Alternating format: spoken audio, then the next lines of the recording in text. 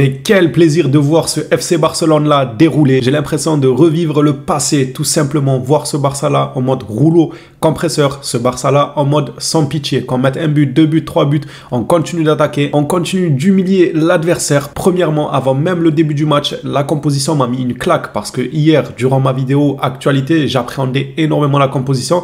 MD, ou je sais plus quel journal, avait sorti une composition probable qui était dégueulasse. Je me disais, mais Xavi, il est pas fou pour faire ça. Et j'ai bien fait de reculer en disant, je vais pas en tirer des conclusions maintenant. Attendons la composition officielle. Et aujourd'hui, la composition officielle m'a mis une claque. C'était quoi ce poulet-là? Vous avez vu la composition de départ, Frenkie de Jong seul en 6. Ça faisait longtemps qu'on n'avait plus vu ça. C'est à ça que le milieu du FC Barcelone devrait ressembler. Enfin, seul en 6, on s'est compris. En réalité, il y avait Cancelo qui jouait à ses côtés. Ça le libérait un peu plus. Donc, il n'était pas réellement seul en 6. Mais sur le papier, c'est comme ça qu'il était positionné. C'est à ça que le milieu du FC Barcelone devrait ressembler. Avant même que le match commence, je salivais déjà à l'idée de voir ce FC Barcelone parce que la composition était belle. Voilà, Xavi, là, tu sais comment nous faire plaisir. J'ai vraiment l'impression que Xavi a réussi à peaufiner ce schéma-là auquel il tient maintenant depuis de longs mois en arrière. Il a réussi à le peaufiner tout simplement parce qu'il a les profils idéaux au poste qu'il voulait, c'est-à-dire en défenseur droit. Avant, il avait un trou. Il avait Sergio Roberto. Tu vas dire à Sergio Roberto de venir coller le milieu. Il ne te comprend pas. Sergio Roberto, il va te regarder comme ça dans les vestiaires. Il va se dire, mais qu'est-ce qu'il me raconte, lui, venir coller le 6 pour que le 6 ait plus d'espace.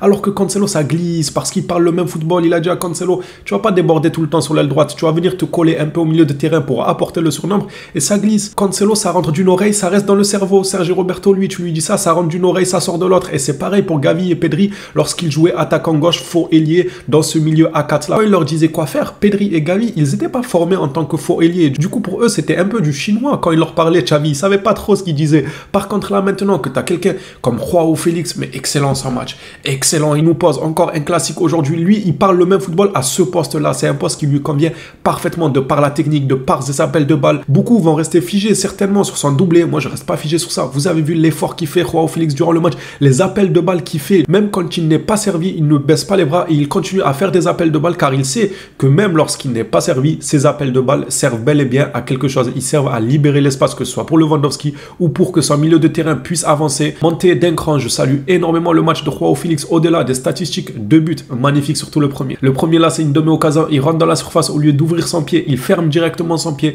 Le but était magnifique. Mais au-delà des stats, je le trouve très très impliqué, Joao Félix, dans ce FC Barcelone là. Et je pense qu'il devient très sincèrement, petit à petit, indéboulonnable dans ce collectif là. Xavi va énormément compter sur lui. Et venez encore me dire que Xavi ne voulait pas trop Félix. Mais vous avez pas compris que c'était une stratégie marketing, ça. Dans aucun monde, dans absolument aucun monde. Même si demain Xavi, il vient en conférence de presse, il dit oui, c'est vrai, au début je ne voulais pas de Félix, je le croirais pas. Je le croirais absolument pas. Dans absolument aucun monde, Xavi a refusé à un moment donné une arrivée de Joao Félix. Vous pouvez me dire, c'est le journal, c'est Fabrizio Romano, c'est Fabrizio je ne sais qui a dit ça. Ça, je m'en moque. Xavi voulait Joao Félix. C'était juste une stratégie marketing pour mettre la pression à l'Atlético Madrid. Joao Félix voulait absolument venir dans ce Barça-là. Le Barça n'avait pas forcément de quoi négocier pour faire une offre alléchante. Donc, ils ont décidé de jouer une carte assez maligne, de dire à l'Atlético, votre joueur, c'est soit vous allez vous le coltiner durant les saisons à venir, soit vous facilitez les négociations avec nous. En plus, regardez, nous, on n'a pas d'argent, mais en plus de ça, le coach, il ne le veut pas. Donc, s'il y a une petite fenêtre, saisissez l'opportunité et laissez-le venir au Barça parce que Xavi, il ne le veut pas forcément. On va essayer de le forcer pour qu'il le veut. Il n'y a que Xavi qui peut vous sauver. Vous voyez ce que je veux dire? Xavi a joué la carte de non, moi je le veux pas. Comme ça, ils disent, ah, on va être bloqué avec lui. Le joueur veut que le FC Barcelone, mais le coach ne veut pas. Après, Laporta, il a passé un coup de fil, il a dit, ouais, finalement, on a réussi à convaincre Xavi, ce gros menteur. Xavi, il le voulait depuis le début. L'Atlético Madrid, ils ont soufflé un bon coup. Ils ont dit, ah, heureusement. Xavi, il a accepté qu'il aille au FC Barcelone. J'en rigole, mais c'est sincèrement comme ça que je vois la chose. Xavi n'a jamais refusé Joao Félix au FC Barcelone. Je mourrais avec cette idée-là. Ça m'a manqué de faire des débriefs, sourire plein et surtout sans relever de points négatifs ni contre le coach ni contre les joueurs parce que à chaque poste j'ai été servi, j'ai été gâté. Ça me fait extrêmement plaisir de voir le retour de Lewandowski que beaucoup ont enterré très très tôt. Le gars, il est de retour parce qu'il respire, parce qu'autour de lui ça joue au football. Je pense très clairement que Xavi a trouvé la formule et son équipe peut aller très très loin. Son équipe a la capacité pour moi de prendre n'importe qui, non pas forcément mettre des tartes à tout va, mais de concurrencer les meilleurs. Moi je suis satisfait de ce que je vois en ce moment et il ne faut pas forcément se précipiter après 2 ou 3 matchs. Mais d'un autre côté, je peux très bien vous sortir la carte de la saison dernière. Face à ce genre d'équipe, on n'était pas non plus à l'aise, mis à part le premier match Ligue des Champions là, où on gagne 5-1, mais face aux autres équipes petites, moyennes, en fait, on n'arrive pas à imposer notre style à 100%. On ne voyait pas une équipe du FC Barcelone supérieure à une équipe qui est faible. Là où cette saison, on retrouve ça. En fait, à l'époque, on ressentait ça. Quand le Barça affrontait une équipe faible, on ressentait sur le terrain que c'était une équipe extrêmement faible qui n'ont absolument pas les moyens de batailler batailler, ils n'ont pas les armes de jouer un FC Barcelone. Après, on est rentré dans une ère où le Barça, même contre des petites équipes, on voyait que les petites équipes, elles pouvaient faire quelque chose, elles pouvaient venir titiller ce Barça. On voyait que le Barça, il n'avait pas une assise confortable dans les matchs, même contre les faibles équipes. Donc permettez-nous, s'il vous plaît, d'être heureux de voir ce FC Barcelone-là face aux petites équipes imposer sa façon de jouer et dérouler comme un rouleau compresseur. Ça compte énormément. Je sais qu'il y en a beaucoup qui sont un peu dans la retenue en disant calmez-vous, calmez-vous, ça fait que 2 matchs, ça fait que 1 match. Mais ça fait que 2 matchs, ça fait que 1 match. Il y a quelques mois en arrière, on n'était pas aussi puissant en fait. C'était pas aussi fluide, c'était pas aussi alléchant dans la manière de jouer. Moi, ça commence à me plaire ce que je suis en train de voir. Ça me met totalement en confiance pour la suite de la compétition. Pas que la Ligue des Champions, mais même pour le championnat. Et les coupes nationales, je m'en fais pas. Je pense que Xavi a trouvé sa potion magique. Maintenant, il faut espérer qu'il n'y a pas de blessure. J'ai envie de fermer la parenthèse du collectif qui a été selon moi excellent encore une fois ce soir et rouvrir un peu la parenthèse des individualités. Gundogan. Mais dans quel monde on a eu à débattre? Est-ce que Gundogan allait être titulaire?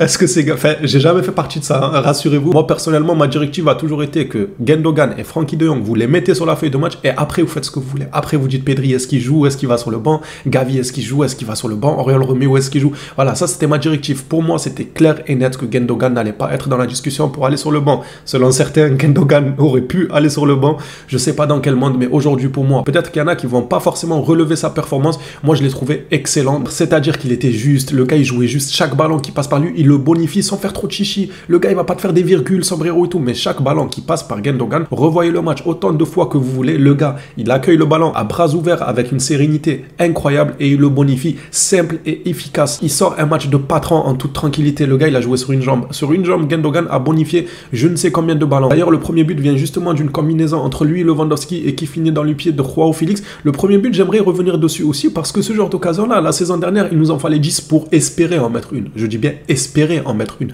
Là, une demi-occasion, une passe, une deux à gauche, à droite, ça finit au fond des filets. C'est ça qui me rassure, moi. C'est que le Barça n'a plus besoin de 3 à 4 occasions. Pour l'instant, de ce que je vois, et je vois pas pourquoi ça ne continuerait pas comme ça, car les joueurs sont en train de créer de réels automatismes entre eux. Je pense que ça va continuer comme ça. Il n'y a pas de raison. On a besoin d'une demi-occasion pour que ça fasse but. C'est ce qui nous a manqué et c'est ce qui nous a puni la saison dernière et vice-versa. Ça, c'est en attaque. Une demi-occasion, ça peut faire but. C'est un signe de progression énorme, mais vice-versa. Allons un peu plus bas sur le terrain. Du côté de Ter Stegen, c'est la même chose. Une demi-occasion, la saison dernière, ça aurait pu faire but. Une frappe sortie de nulle part, une frappe de 25 mètres, un centre dans la surface, reprise de tête, ça rentre. Je parle pas forcément que de la saison dernière, mais même la saison d'avant. Ter Stegen, des fois, il se trouait trop facilement. Là, ça fait plaisir de voir un Ter Stegen de retour au bon niveau. C'est-à-dire qu'une demi-occasion, elle rentre plus maintenant. Même une vraie occasion, ça rentre plus. Ter Stegen est capable maintenant. Il a retrouvé son haut niveau pour te sauver 1 à 2 à 3 buts. Limite des face-à-face avec des parades monstrueuses. Et ça aussi, ça change tout. Quand tu as un goal qui retrouve sa confiance pour te sauver des buts, des actions de face-à-face qui devraient rentrer, mais que derrière ton attaque, avec une demi-occasion, ils arrivent à mettre but. D'après moi, c'est l'équilibre fatal, ça.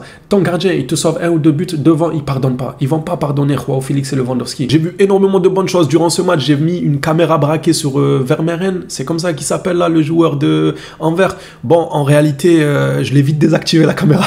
Sincèrement, je l'ai vite désactivé. Alors, pour ceux qui savent pas, ce jeune-là est visé par le FC Barcelone. Il évolue au poste de 6 pour ceux qui ont regardé le match. Mais j'ai vite désactivé la caméra parce qu'en réalité, ce n'est pas ce match-là qui sera sa référence parce que son équipe a pris l'eau. Et en plus de ça, il a un poste pas forcément comme un attaquant où après une petite virgule, un crochet, une frappe venue de nulle part, il peut exploser malgré que son équipe prend l'eau, il peut faire des étincelles. Là, c'est un joueur qu'on a bloqué dans sa partie défensive. Il pouvait absolument pas s'exprimer. Son équipe a pris l'eau et c'est logiquement que lui ne va pas faire un match extraordinaire alors que le bateau est en train de couler. Pour moi, la caméra a été coupée rapidement. J'attends de le voir dans d'autres matchs de la Ligue des Champions par exemple, pour voir un peu ce qu'il vaut. Mais en tout cas, le FC Barcelone est intéressé par lui. Il a l'air d'avoir du ballon, mais je n'ai pas envie de me précipiter et de le juger sur un match comme ça parce que le Barça a été un rouleau compresseur en face. Deuxième manita en 2 matchs pour le FC Barcelone, 10 buts en 2 matchs. Encore une fois, je reviens beaucoup à la saison d'après parce que c'est normal. Il faut faire la transition en fait. Il faut nous laisser digérer. On passe d'un Barça qui faisait 0-0 à la 95e minute en comptant sur une tête de Luc de Jong à marquer 10 buts en 2 matchs. Laissez-nous un peu réaliser la chose parce que là, ça peut faire un choc. C'est un énorme choc de passer, galérer à 0-0 à la 90e en espérant une tête de Luc de Jong à mettre 10 buts en 2 matchs. C'est excellent. Ça me fait extrêmement plaisir. Les entrées ont été intéressantes. D'ailleurs, Lewandowski a été agacé à un moment par Lamine Yamal sur sa deuxième occasion, pas la première. Pour moi, la première, il aurait dû ouvrir son pied. Lamine Yamal, là, le premier ballon qu'il a de face à face, il ouvre son pied gauche. C'est ce qu'il aurait dû faire. Il l'a déjà fait. Il a déjà marqué plusieurs buts de cette manière-là. Je ne sais pas pourquoi là, il s'est enflammé à vouloir aller sur son pied droit. C'est dommage. Il n'y avait pas l'espace pour tenter ça. Une ouverture de pied aurait été impeccable. Mais sur sa deuxième occasion où il était à peu près face à face, il ne frappe pas du droit. Il décide de revenir avec une Ronaldo Shop. Lewandowski s'est agacé parce qu'il était seul au point de penalty. Et franchement, Yamal aurait pu donner un caviar à Lewandowski. Je comprends Lewandowski de s'agacer, mais doucement Lewandowski. Le petit, il a 16 ans, il veut marquer l'histoire en mettant son premier but en Ligue des Champions. C'est un match où tu mènes 5-0, tranquille, faut pas lui en vouloir, c'est totalement compréhensible. Après, si c'est un match super important, un quart de finale, une demi-finale, il y a 0-0, moi-même j'en veux à Yamal pour ce genre d'action. Attention, ce genre d'action, ça peut te changer un match. Yamal devait la donner sur son deuxième ballon à Lewandowski. Pour ce match-là, pour moi, j'en prends pas compte parce qu'on gagnait 5-0, Lamine doit mettre son petit but pour gagner encore plus en confiance. Donc Lewandowski, calme-toi, laisse le petit un peu tranquille respirer, laisse-le s'amuser. Je pense qu'une fois à froid, Lewandowski a dû se dire exactement la même chose, que ça se tentait, qu'il voulait mettre son petit but lui aussi, participer à la fête.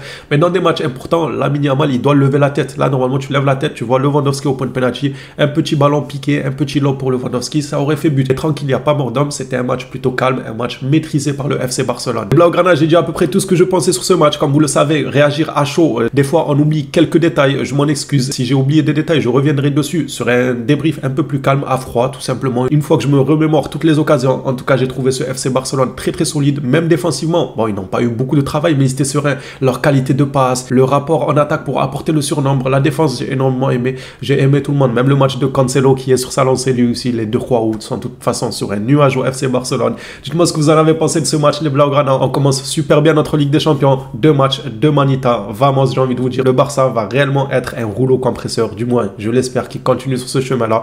Mais j'en doute pas. Pour moi, Xavi a trouvé sa formule. J'attends vos retours dans les commentaires. On n'oublie pas le petit abonnement, le petit like. On s'attrape à la prochaine vidéo. D'ici là, prenez soin de vous les phénomènes.